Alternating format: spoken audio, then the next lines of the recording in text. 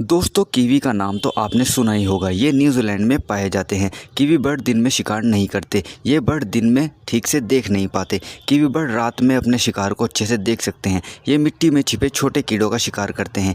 Kiwi bird की चोंच पर नासिका के छिद्र होते हैं, जिससे पत्ते और मिट्टी में छिपे शिकार का आसानी से पता लगा लेती है। कीवी बर्ड उड़ नहीं सकते। इसके पंख बहुत छोटे होते हैं। कीवी बर्ड के पास खुद को बचाने का कोई उपाय नहीं होता, इसलिए बहुत जल्दी शिकारी का शिकार हो जाते हैं।